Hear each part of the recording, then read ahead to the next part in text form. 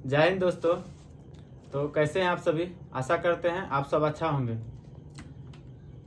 आज बात करते हैं जो भी दोस्त बिहार पुलिस 19,838 का फिजिकल पास कर चुके हैं उसके लिए कि ज्वाइनिंग के समय में आपको क्या क्या डॉक्यूमेंट तैयार रखना चाहिए, क्योंकि अभी कमेंट आ रहा था कि डॉक्यूमेंट के बारे में एक वीडियो बनाइए। अभी देखते हैं क्या क्या डॉक्यूमेंट की ज़रूरत होगा ज्वाइनिंग के समय में। सबसे पहले बात करते हैं आधार कार्ड। अगर आपके पास कोई भी आईडी प्रूफ जैसे आधार, वोटर आईडी, पैन कार्ड कोई भी एक है तो चलेगा, कोई दिक्कत नहीं है। और 10th का मार्कशीट जो गर्दनी बाग में दिए थे वहाँ भी देना पड़ेगा ज्वाइनिंग के समय में। 10th का सर्टिफिकेट होना चाहिए, 12th का सर्टिफिकेट होना चाहिए, 12th का मार्कशीट होना चाहिए। उसके बाद अगर आप बीए किए हुए हैं तो बीए का सर्टिफिकेट वहाँ लगा दीजिएगा। और जिसका बीए बीच में है, जैसे अगर आप तो सेशन 4 साल का है, जैसे 23-27 है, अगर आप आधा से ज़्यादा सेशन पूरा कर चुके हैं तो ठीक है। अगर आधा से कम है तो आपका सेशन खराब हो जाएगा, या मतलब वो नहीं चलेगा। ज्वाइनिंग के बाद आपको डिस्टेंस से करना पड़ेगा। दूसरा चीज़, पैन कार्ड आपको इसलिए ज़रूरी है, जिसका पैन कार्ड नहीं है वो भाई बनवा लेंगे, क्योंकि बैंक अकाउंट जब वहाँ पे खुलेंगे तो आपको पैन कार्ड का सख्त ज़रूरत है। अगर पैन कार्ड नहीं होगा तो दिक्कत करेंगे। उसके बाद अगर आवास अगर आप अदर स्टेट के हैं या बिहार का कोई सा भी कैटेगरी में है, कोई दिक्कत नहीं, आपको आवास ज़रूरी है। उसके बाद जो ईडब्ल्यूएस से आते हैं, ईडब्ल्यूएस उसको फॉर्म भरने से पहले का फॉर्म का लास्ट डेट जो था उससे पहले का आवास लगता है। और जो एनसीएल वाला है, जो भी एनसीएल कैटेगरी में आते हैं जैसे ओबीसी, वो भाई अपना एनसीएल बनवा लेंगे। उसके बाद जो भी एक दिक्कत ये था कि जो फॉर्म 18 भरे थे उसको कोई दिक्कत होगा, तो उसको कोई दिक्कत नहीं होने जा रहा है। एक क्वेरी ये भी था कि सेंट्रल का हम जाति आवासी लगाए या आय लगाए हैं कुछ भी वो एनसीएल, तो उसको भी कोई दिक्कत नहीं होगा। जब गर्दनी बाग में वेरिफिकेशन के समय में ले लिया है तो वहाँ भी ले लेता है। दूसरा चीज़, गर्दनी बाग में जो क्या करे एडमिट कार्ड निकाले थे फिजिकल के समय में, वो और गेट पास, ये दोनों चीज़ आपको सख्त ज़रूरत है। इसको आप कहीं भी खोना नहीं है, क्योंकि इसका ज़रूरत पड़ने वाला है। वहाँ पे कोई डॉक्यूमेंट रहे न रहे ये आपको ज़रूर देखता है। दूसरा चीज़, जो भी भाई जॉब में था और फिजिकल देने आया था तो उसको ज़्यादातर देखे गए हैं कि डॉक्यूमेंट नहीं दिया था ओरिजिनल, सिर्फ 2 कॉपी लेके आए थे।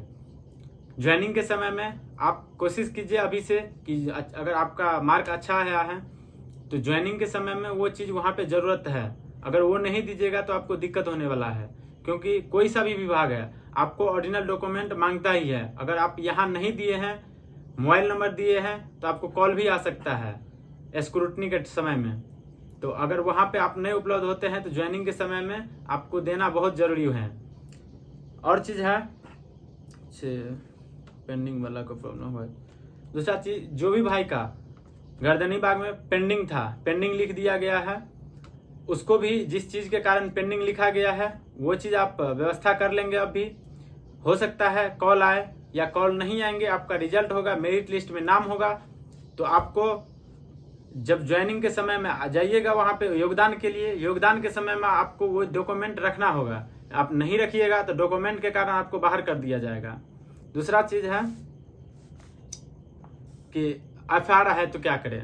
अगर आपको भी झूठा पुलिस केस है तो आप अच्छा वकील से मिलिए, उससे बात कीजिए। ऐसा वकील से मिलिए कि काम करवाइए, ये नहीं कि पैसा के चक्कर में हाँ नहीं करवा रहा है। आप वहाँ से बात कीजिएगा। अगर आपको एफआईआर फायर हो चुका है, यानी कि कोर्ट केस हो चुका है, तो आप कोर्ट में जाइएगा। और जैसे एक दोस्त था उसको भी हुआ था, 21,000 वाला में ज्वाइन किया है। जैसे वो था जिस दिन एफआईआर का डेट दिया गया था उस दिन वो पटना में था एग्जाम में।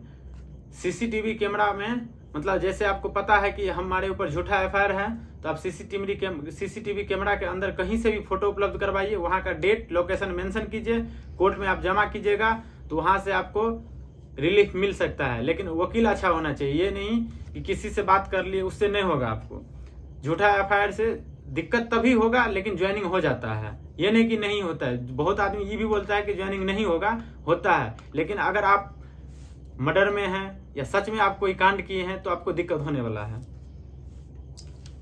दूसरा चीज, किसका नहीं हो सकता, किसको बहुत ज़्यादा दिक्कत होगा डॉक्यूमेंट में, तो डॉक्यूमेंट में उस भाई को बहुत दिक्कत होगा जिसका डीओबी गलत है, वो नहीं सुधार हो सकता है। अगर आप डीओबी गलत भर दिए हैं तो, नाम अगर सही से नहीं भरे हैं तो। तीसरा चीज, अगर कैटेगरी जैसे हम ओबीसी में आते हैं और एससी डाल दिए हैं तो उसका रिजल्ट अगर हो भी गया है, मेरिट लिस्ट में नाम आएगा भी, तो उसका क्या कह रहा है, ज्वाइनिंग नहीं होने वाला है।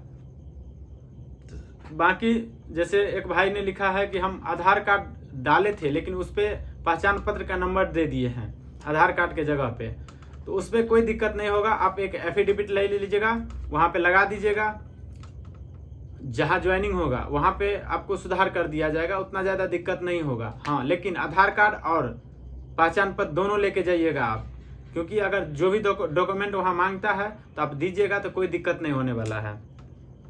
दूसरा चीज़,